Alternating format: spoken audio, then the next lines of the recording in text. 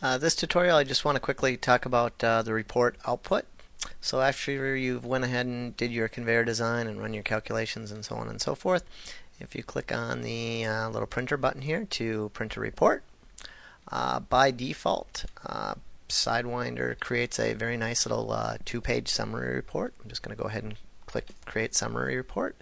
And you can see this is the first page is kind of all the general information about the conveyor. The next page contains the conveyor profile, the pulley, tail and head pulley arrangements, as well as all the pulley information. So it's a very nice, just quick two-page summary of the basics of the conveyor design.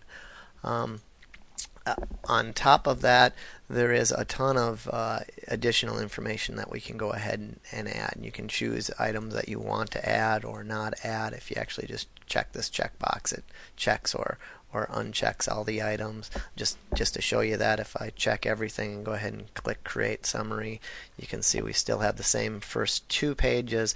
However, there's a bunch of additional information. The conveyor load cases, you can see we've got all the different load cases that this conveyor happened to have. The load case details, which contains say the belt tensions, maximum belt tensions for each case, minimum, the demand power for each one of the cases, equivalent din factors, starting stopping times, so on and so forth. The take up is a nice little take up page, shows where the take up displacements are and everything.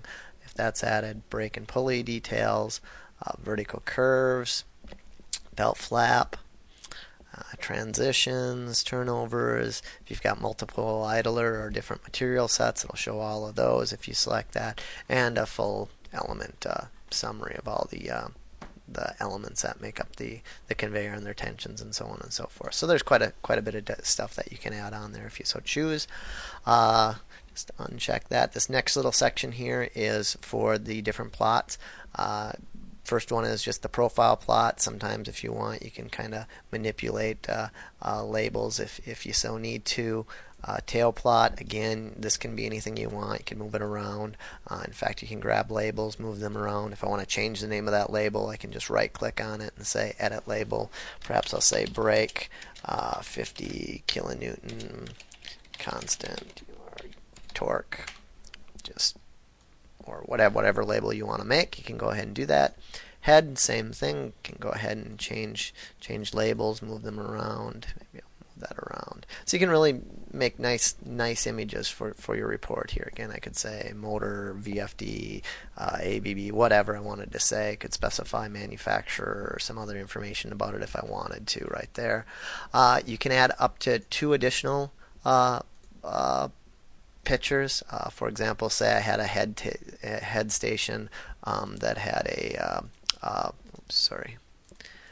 let's say I had a conveyor that had a head pulley, and then I had a drive station a little ways back, or maybe some turnover information or something like that I wanted another pulley. You can actually go ahead and add more than one pulley or one picture if you wish. So I'll go ahead and say that's for that, that's for that. If I want to add those pictures, just anything that's checked here is added to the report. So in this case, I'm going to have 4 report pictures. When I click Create, go down here, you can see there's my first 2 pictures, and there's just the 2 extra pictures that I added. That's simple. I think that pretty much covers it. Oh, the one last thing I will mention is at the beginning, at the header, there's this logo up in the upper left-hand corner. You can go ahead and change that logo to anything you want. That's discussed actually quite a bit in the Preferences tutorial. I discuss how to do that, but in a nutshell, you go File, Preferences, and use a custom logo. Go ahead and hit Get Logo, and you can import your own logo. Play around with the positioning of that logo. The company name defaults to the name on the USB key, but you can certainly say anything you want. If we want to say AC Tech Company, I certainly can, and then when I create that, it's going to add that company name. But again, I discussed that in the Preferences tutorial.